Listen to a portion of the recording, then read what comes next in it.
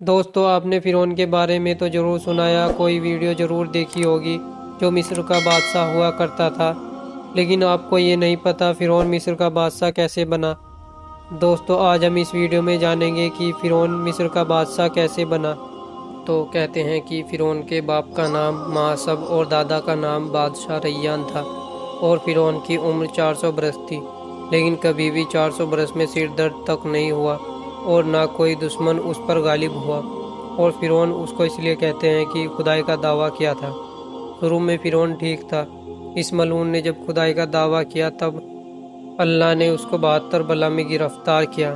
خبر یہ ہے کہ اس کی پیدائش بلخ شہر میں ہوئی تھی، وہاں سے گھومنے نکلا اور دوسرے شہر بھی اس خانہ میں گیا۔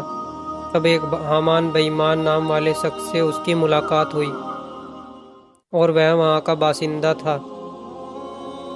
اس نے فرعون سے پوچھا تم کہاں سے آئے ہو اور کہاں جاؤ گے؟ فرعون بولا میں بلخ سے آیا ہوں، گھومنے کو نکلا ہوں۔ حامان بولا میں بھی تمہارے ساتھ چلوں گا۔ تب دونوں ملعون مصر میں آئے، گرمیوں کے دن تھے۔ خربوزے کے کھیت میں جا کر خربوزے والے سے کھانے کا سوال کیا۔ اس نے کہا تم میرے خربوزے شہر میں بیچ آؤ، تمہیں جب کھانے کو دوں گا۔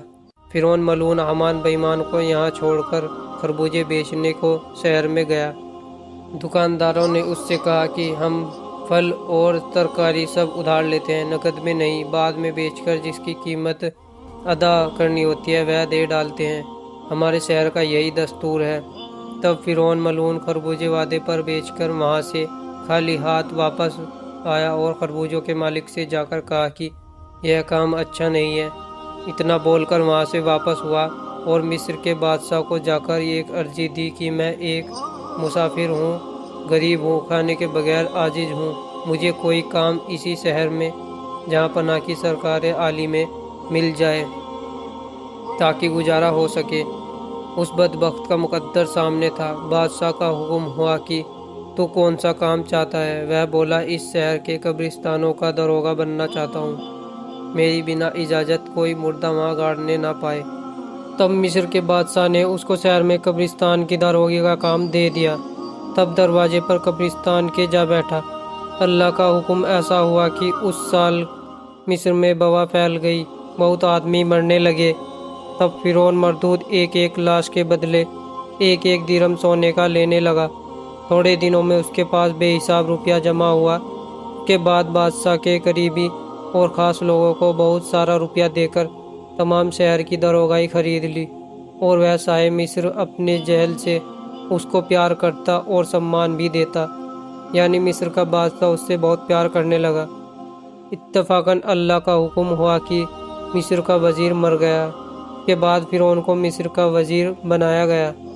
تب حامان سے فرعون نے کہا میں چاہتا ہوں کہ خدائی کا دعویٰ کروں تاکہ ساری مخلوق آ کر مجھ کو پوجے اور معبود جانے۔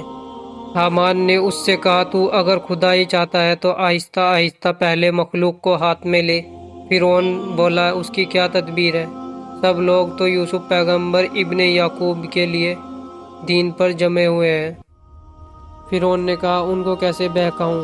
فرعون بادشاہ کے پاس گیا، عرض کیا کہ میں چاہتا ہوں کہ اس سال کا خزانہ مصر کی پبلک پر آپ معاف کریں، سرکار میں 1 سال کا خزانہ میں اپنی طرف سے دوں گا۔ بادشاہ نے کہا میں نہیں چاہتا ہوں کہ تمہارا نقصان ہو اور میرا نفع۔ اچھا اس سال کا خزانہ پبلک پر تمہاری خاطر سے ہم نے معاف کیا۔ فرعون نے کہا میں نہیں چاہتا ہوں کہ سرکار عالی کا خزانہ کم ہو، بادشاہ نادان و کم سمجھتا۔ فرعون کی خاطر عوام سے 1 سال کا خزانہ نہ لیا اور کہا کہ اپنے دل کی مراد پوری کر۔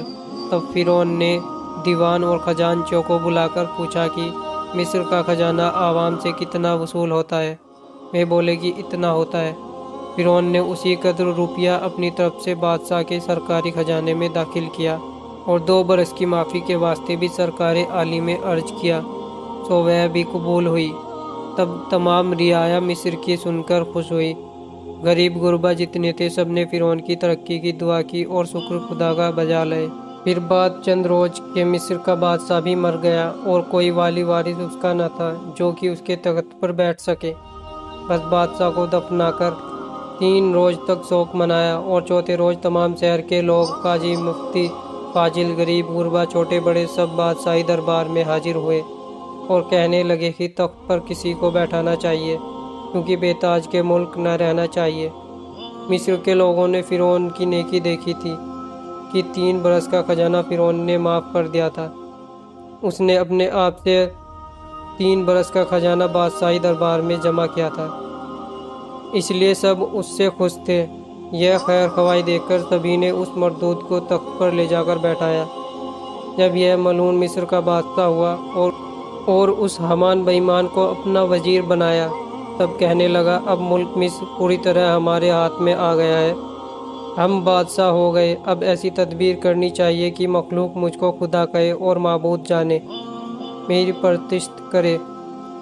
حامان بے ایمان نے اس کو یہ صلاح دی کہ پہلے مصر میں یہ حکم دینا چاہیے کہ عالم فاضل جتنے لوگ ہیں ہماری بادشاہت میں پڑھنے پڑھانے کا کام نہ کریں اور اس سلسلے کو بند کر دیں۔ تب آہستہ آہستہ وہ اپنے دین سے بے خبر ہو جائیں گے اور جو آئندہ پیدا ہوں گے لڑکے یا لڑکیاں بغیر علم سب جاہل پیدا ہوں گے۔ اس طرح آہستہ آہستہ وہ اپنے دین سے برگشتہ ہو جائیں گے۔ حامان بے ایمان کے کہنے سے فرعون ملعون نے اپنے ملک میں پڑھنے پڑھانے کا دروازہ بند کروا دیا۔